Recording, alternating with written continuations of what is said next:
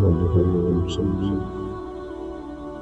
ونسلم على رسوله الكريم أما بعد أعوذ بالله من الشيطان الرجيم بسم الله الرحمن الرحيم ربنا اغفر لي ولوالدي وللمؤمنين يوم يقوم الحساب صدق الله العظيم درود پاک پڑھیں الصلاۃ والسلام علیک یا رسول اللہ وعلی آلک واصحابک یا حبیب اللہ. سارے حضرات دوشی پڑھیے الصلاۃ والسلام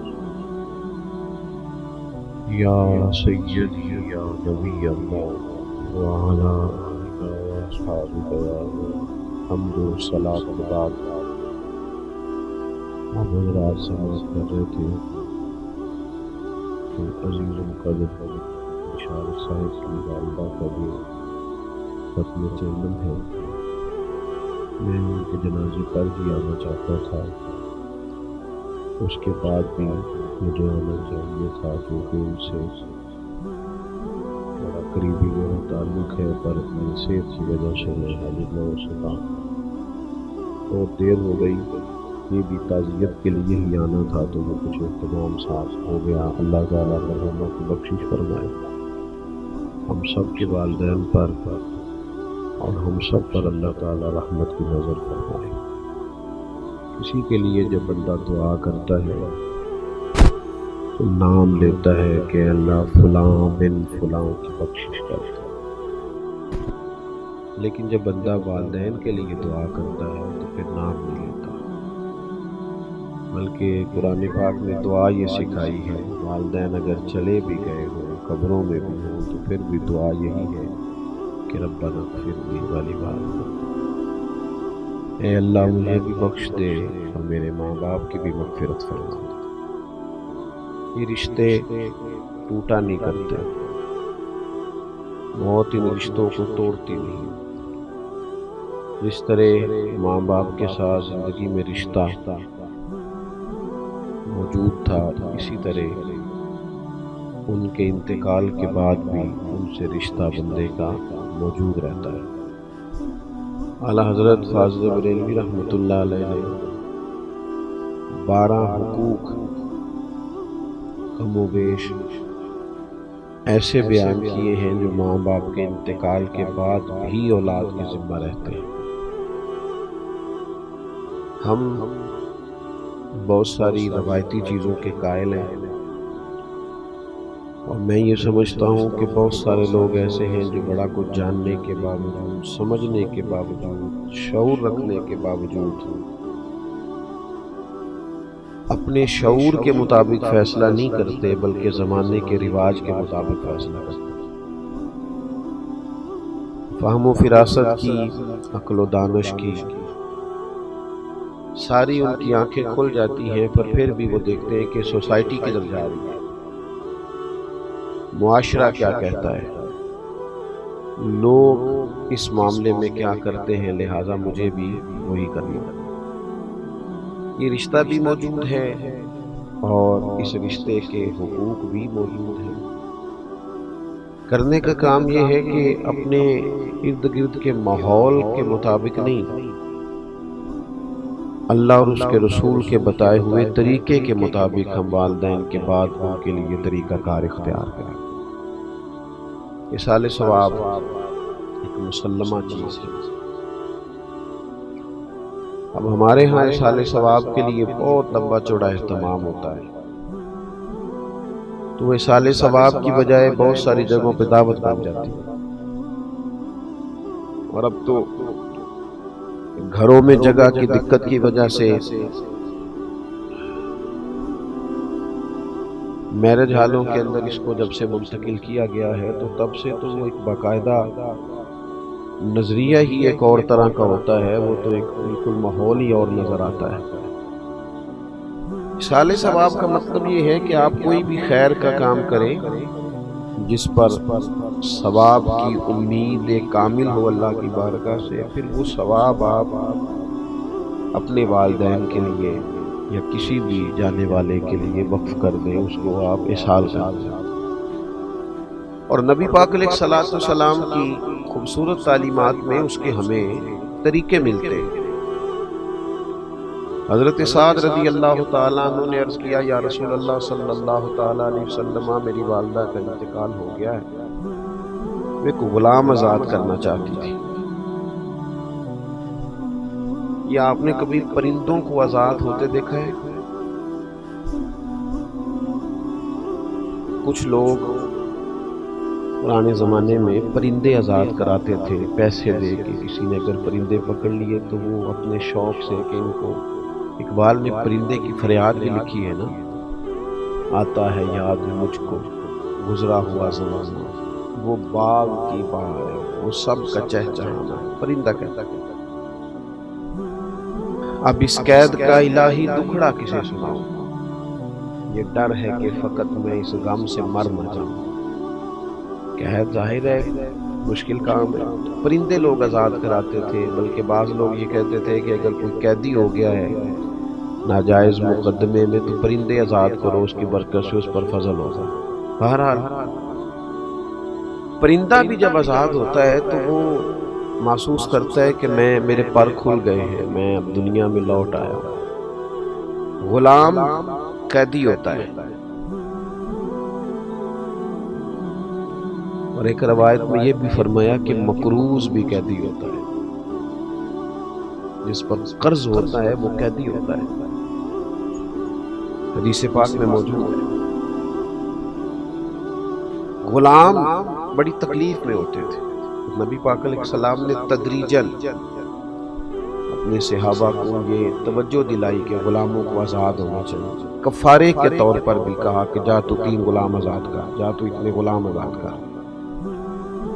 تو حضرت سعد نے عرض کی کہ والدہ انتقال کر گئی، ایک کو ذرا کم ہو رہا، والدہ چلی گئی ہیں، وہ ایک غلام آزاد کرنا چاہتی تھی، ایک شخص کو آزادی دینا چاہتی تھی، اپنے پیسے، یعنی خریدا جاتا تھا غلام کو، تو وہ جس نے خریدا ہے اس کو پیسے دے کے اس کو آزاد کرنا چاہتی تھی۔ تو یا رسول اللہ صلی اللہ علیہ وسلم، اگر میں اپنی اماں کی طرف سے وہ غلام آزاد کر دوں تو میری ماں کو اس کا اجر ہوگا؟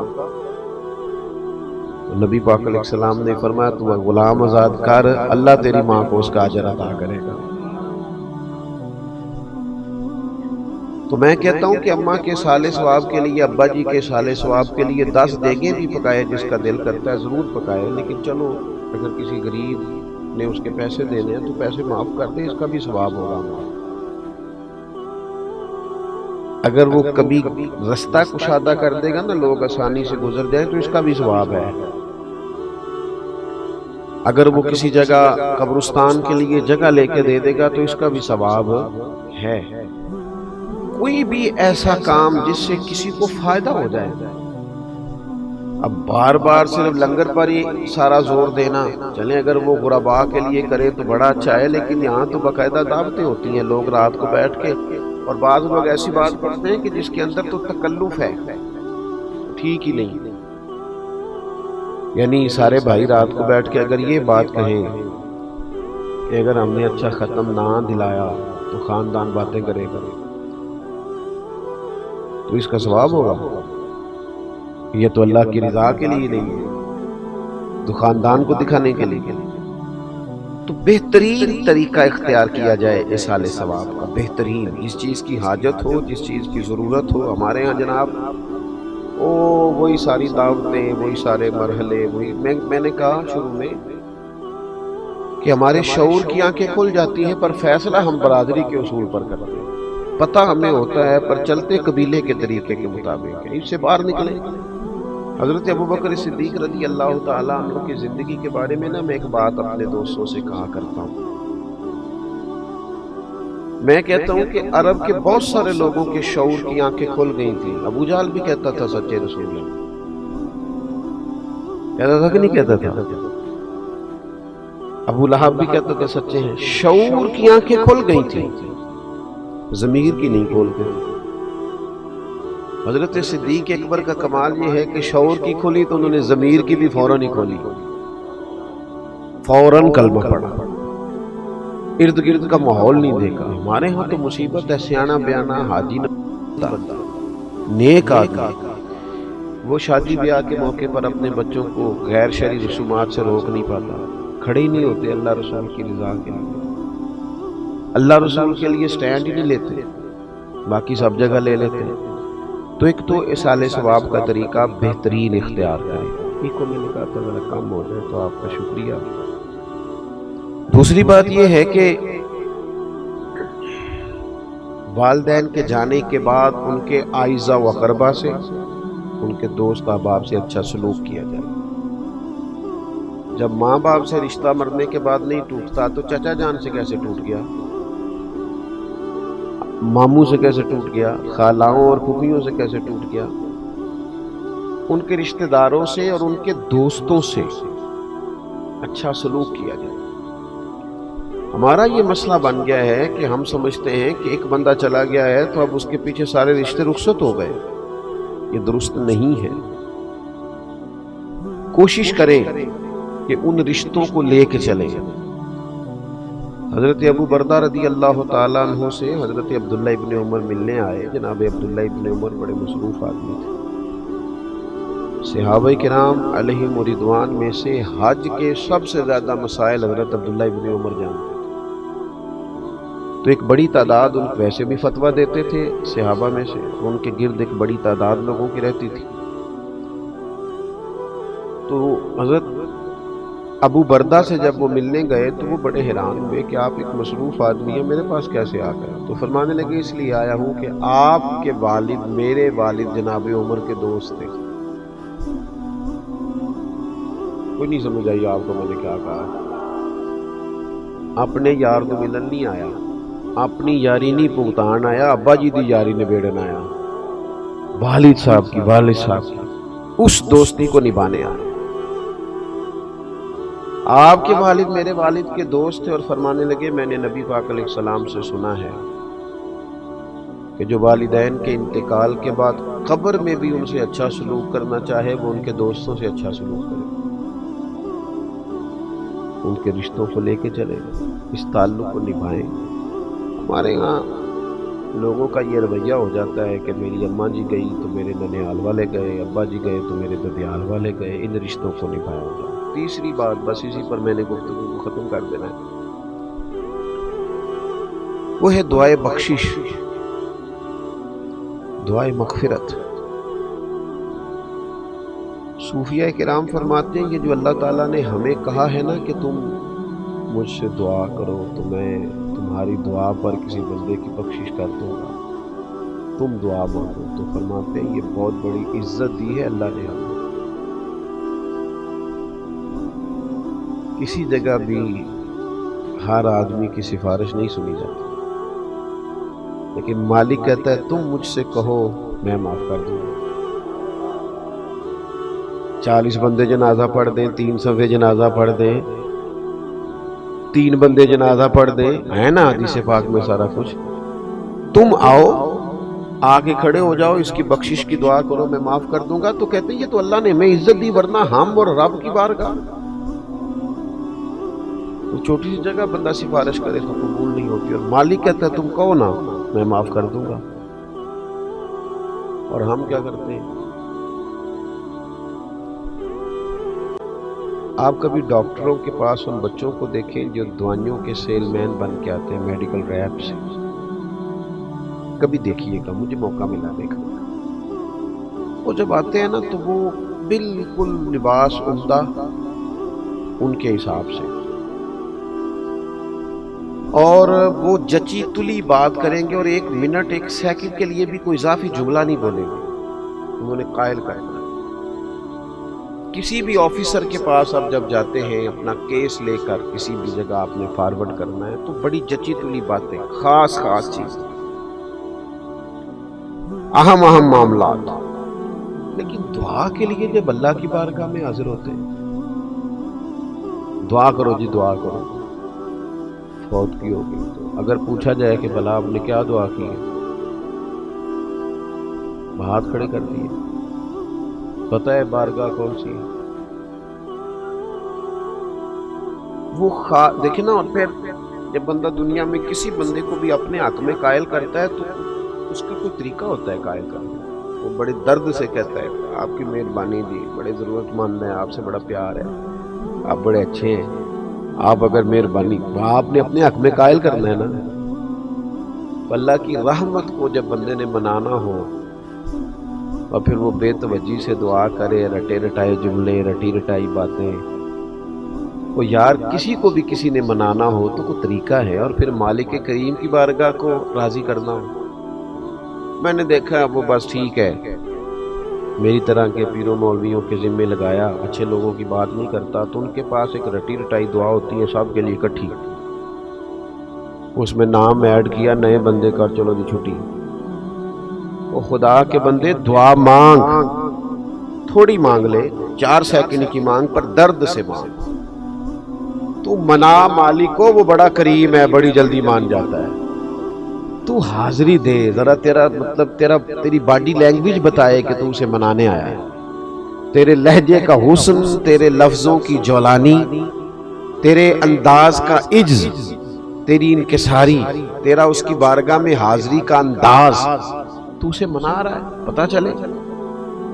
لیکن وہ جناب کیا بتائیں، میں دیکھتا ہوں لوگوں کو دعا کرتے، پھوڑی پہ بیٹھے ہیں، دعا مانگی جا رہی ہے، اخبار بھی پڑھ رہے ہیں، سیاسی تبصرے بھی کر رہے ہیں، دعا بھی مانگ رہے ہیں، اور پھر اس کے بعد کہانیاں بھی رات کو سنائی جاتی ہیں، بڑے تعلقات نے دی، اللہ کا فضل ہے جی، 15 دن ہو گئے ہیں بیٹھے، لوگ آئی جا رہے ہیں۔ بھئی وہی آنا جانا تو کوئی کمال نہیں ہے، آپ تو کسی کی دعا کے لیے بیٹھے ہیں، یہ بتائیں کہ آپ نے کس درد سے مانگا۔ آپ کو پتہ ہے حضور نے فرمایا قبر میں جو بندہ ہے وہ اس طرح ہے جس طرح کوئی دریا میں ڈوبنے والا۔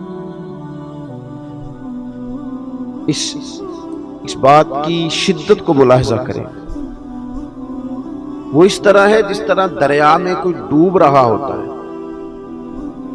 حضور فرماتے وہ انتظار کرتا ہے کہ کوئی میرے لیے دعا کر دے، بھائی کر دے، بیٹا کر دے، ماں کر دے، رشتہ دار کر دے، کوئی کر دے، وہ منتظر ہے کہ کوئی میرے لیے دعا کرے۔ تو وہ تو دریا میں ڈوب رہا ہے، آزمائش میں ہے، اور یہاں جناب موقع ملنے کے باوجود دعا نہیں ہو رہی۔ خوب دعا کی جائے، درد سے دعا کی جائے، جانے والے کے لیے اللہ کی بارگاہ میں عرض کیا جائے، کوشش کی جائے۔ اللہ بڑا مہربان ہے، جب بندے دعا کرتے ہیں تو وہ رحمت فرماتا ہے، اور دعا کی جائے تو وہ ایک بزرگ تھے تو وہ کہا کرتے تھے مجھے دعا مانگنے کا طریقہ میری بیوی نے سکھایا۔ کس نے؟ پریشان ہو گئے آپ سارے، مشکل بات کر دی میں نے، اللہ تعالیٰ آپ کو جزائے خیر دے، خیر جہاں سے بھی ملے سیکھنی چاہیے، اللہ آپ کو سلامت رکھے۔ تو بیوی کے بارے میں تو ویسے ہی کہتے رہتے ہیں بہت سارے لوگ کہ تینوں سکھاندی ہے، تو بھئی یہ تو مطلب ویسے ہی ایک بات بڑی پڑھی لکھی ہے اور بڑی ضرب المثل ہے، تو آپ پریشان کیوں ہو گئے؟ وہ اللہ والے تھے تو انہوں نے اس کا اقرار کیا کھل کے، کہنے لگے مجھے دعا مانگنے کا طریقہ میری بیوی نے سکھایا۔ جناب کیسے؟ رب کا بندہ نا اس کی لو لگی ہوتی ہے، کوئی بھی بات کر رہا ہو تو اس کی کیفیت کہیں اور ہوتی ہے۔ فرمانے لگے کوئی ضرورت تھی گھر میں تو میری اہلیہ نے، میری زوجہ نے مجھے کہا کہ کچھ پیسے چاہیے، گھر کا فلاں کام کرانا ہے۔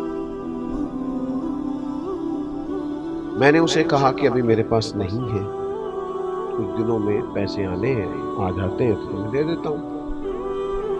2-4 دنوں کے بعد خاتون خانہ نے پھر کہا کہ وہ آپ سے گزارش کی تھی کچھ پیسے چاہیے تھے، گھر کا فلاں فلاں کام، تو میں نے کہا بھی نہیں ہے میرے پاس۔ اب کہ اس نے وقفہ کم کر دیا اور اگلے ہی دن پھر پوچھ لیا کہ جناب وہ گزارش کی تھی پیسے، خواتین بار بار یاد بھی کراتی ہیں۔ کہتے مجھے غصہ آیا تو میں نے جھڑک ڈالا، میں نے کہا تو کیا مجھے ہر وقت پریشان کرتی، کہا ہے نا جب ہوں گے تو دے دوں گا، ڈانٹا میں نے۔ کہتے میں نے ڈانٹا تو وہ سلیقہ مند خاتون میری ڈانٹ سہتی رہی، پھر چپ کر گئی، اور اس نے ایک بات کہی تو مجھے رب سے مانگنے کا طریقہ آ گیا۔ وہ کہنے لگی تھوڑی دیر چپ رہنے کے بعد آپ ہی میرے شوہر ہیں، آپ سے نہ کہوں تو پھر میں کس سے جا کے کہوں۔ کہتے ہیں اس نے بات کہی، وہ چپ کر گئی تو میں رو پڑا۔ مجھے کہنے لگی کیا ہوا؟ میں نے کہا مجھے بھی سمجھ آ گئی، جب میں کہوں گا نا تو ہی میرا رب ہے، تو میں نہ تجھ سے نہ کہوں تو مجھے بتا میں کس سے کہوں، میں کمزور پڑ گیا ہوں، کچھ چیزیں مجھ سے نہیں ڈیل ہو رہی، کچھ معاملات میں مالک میں چاہتے ہوئے بھی کامیاب نہیں ہو پا رہا، نیک نیتی بھی ہے، ارادوں کا وضو بھی ہے، اللہ میں تجھ سے نہ کہوں تو پھر میں کس سے کہوں، اجیب دعوت الداعی اذا دعان، وہ تو فرماتا ہے تو جب بھی دعا کرے گا میں تیری دعا قبول کر لوں گا۔ تو دعا کا رشتہ تھوڑا مضبوط کرے، اپنے جانے والوں کے لیے بالخصوص دعا کرے، وہ بھی ہم کسی سے کراتے ہیں، قرآن شریف بھی کسی سے پڑھوا لیتے ہیں، فلانا کام بھی کسی سے کرا، ہم نے کیا کیا اپنے ماں باپ کے لیے، ہم نے کیا کیا، وہ اتنے سپارے فلانا دے دیں، اتنے دے لیں، ٹھیک ہے درست ہے ناجائز نہیں، پر یہ کہ میں نے کیا کیا اپنے ماں باپ کے لیے تو سارا کوئی دوسروں نے پڑھ کے دیا، وہ جو ساری زندگی انہوں نے میرے نام کر دی، جوانی میں بھی کپڑے سادے پہنے، اور جنہوں نے تھوڑا کھانا کھایا اور اولاد کو پالا تو ہم نے کیا دیا ان کو، تو اگر دعا بھی مضبوط نہیں ہو سکتی تو پھر پیچھے بچا کیا۔ تو یہ تین باتیں میں نے آپ کی خدمت میں عرض کی ہیں، امید ہے کہ آپ اس پر توجہ فرمائیں گے۔ ایک تو یہ کہ سال ثواب کا اچھا اور عمدہ طریقہ اختیار کریں، اچھا اور عمدہ۔ چند دن پہلے میرے پاس ایک صاحب آئے تھے، انہوں نے کہا 5 بھائی ہیں، میں جانتا تھا تو وہ باہر سے آئے تھے اپنے والد کے انتقال پر، تو جب میں نے ان کا انداز دیکھا تو میں نے ان سے کہا کہ کہنے لگے میں کچھ کرنا چاہتا ہوں سال ثواب، تو میں نے کہا آپ کے تو 2 بھائی بڑے کمزور ہیں، بہت غریب ہیں، زیادہ ہی سگے بھائی، کہنے لگے ایسے ہی ہے۔ میں نے کہا آپ نا ان کے ساتھ ہی نیکی کر دیں، اللہ بھی خوش ہو جائے گا، ماں باپ بھی خوش ہو جائیں گے۔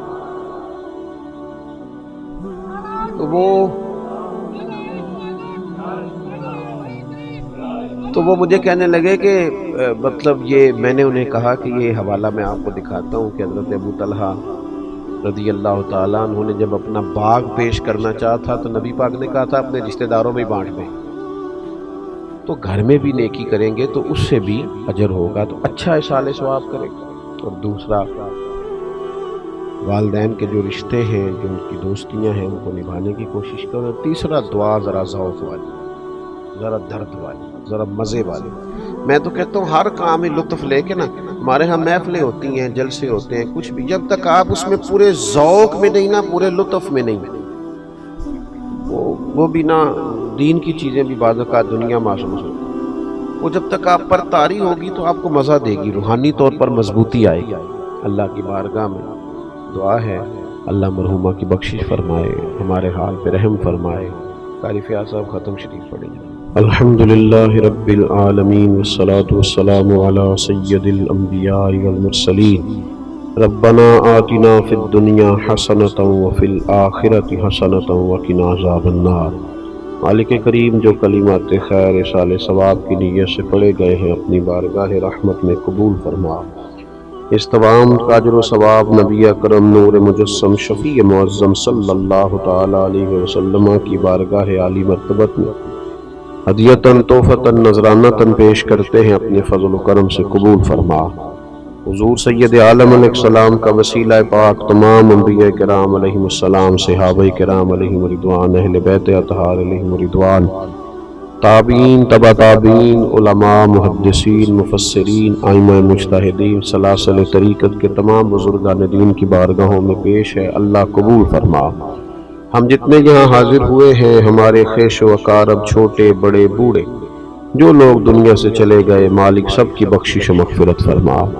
ہمارے بھائی بشارت صاحب کی والدہ مرحومہ تیری بندی تیری بارگاہ میں پہنچ گئی، اللہ ان کے ساتھ رحمت والا سلوک فرما، فضل والا سلوک فرما، درگزر والا فیصلہ فرما۔ اس تمام کا ثواب ان کی روح کو پیش کرتے ہیں، مالک اپنے فضل سے قبول فرما، ان کی آخرت کی منازل کو آسان فرما۔ انسان ہونے کے ناطے جہاں جہاں بھول گئیں اپنے فضل سے انہیں معاف فرما دے۔ دامنے درمے قدمے سخنے چھوٹی بڑی جتنی نیکی انہوں نے زندگی میں کی ہے وہ ساری نیکیاں قبول فرما لے، ان کی چھوٹی نیکیاں بڑی کر کے ان کے لیے ذخیرہ آخرت بنا دے۔ اے اللہ ان کی اولاد کو، ان کے پسماندگان کو صبر جمیل بھی عطا فرما، اور زیادہ سے زیادہ احصال ثواب اور دعائے مغفرت کی توفیق بھی عطا فرما۔ مرحومہ جب قبر سے نکلیں تو نامہ اعمال سیدھے ہاتھ میں عطا فرمانا، اپنے نیک اور پاکیزہ بندوں کی جماعت میں انہیں شامل فرمانا، نبی کریم علیہ السلام کی شفاعت انہیں عطا کرنا، حضور علیہ السلام کے جھنڈے کے نیچے جگہ نصیب فرمانا۔ جتنے بھی کلمات خیر اب مزید احصال ثواب بتایا گیا ہے، مالک وہ بھی درجہ بدرجہ پیش کرتے ہیں، قبول فرما لے، مرحومہ کو اس کا بہترین اجر عطا فرما دے۔ اے اللہ صبح قیامت ان کو اپنے عرش کا سایہ نصیب فرما، حضور علیہ السلام کی شفاعت عطا فرما، دوزخ کی گرمیوں سے محفوظ فرما، جنت کی اعلیٰ نعمتوں کا وارث بنا۔ ہم نے جتنی دعائیں ان کے لیے مانگی ہیں وہ ساری ان کے حق میں قبول فرما، جو ہم نہیں مانگ سکے اور ان کے لیے بہتر ہے تو اپنے فضل سے انہیں عطا فرما۔ امت کی خیر فرما، عالم اسلام کی خیر فرما، پاکستان کی خیر فرما۔ کائنات کے مالک امت کو غیرت ایمانی اور جذبہ جہاد عطا فرما، شوق شہادت نصیب فرما، ہمارے شعور کو دین کی خوبصورتی نصیب فرما۔ اے اللہ وہ زندگی نصیب فرما جس سے تو راضی ہوتا ہے اور تیرے محبوب علیہ الصلوۃ والسلام راضی ہوتے ہیں، دنیا اور آخرت میں ہماری پردہ پوشی فرما، میرے عزیزوں کو، بھائیوں کو، صاحب خانہ کو برکات عطا فرما، دنیا اور آخرت میں سعادت مندیاں نصیب فرما، رحمتوں کے گہرے اور گھنے سائے نصیب فرما۔ اللہم انا نسألک العفو والعافیۃ فی الدین والدنیا والآخرہ۔ اللہ تعالیٰ ان کی پھپھو جان بیمار ہیں، انہیں شفا عطا فرما، صحت اور عافیت نصیب فرما، تمام بیماروں کو شفا دے، تمام کی مشکلات آسان فرما دے۔ رب اغفر وارحم وانت خیر الراحمین، وصلی اللہ تعالی علی حبیبہ سیدنا و مولانا محمد۔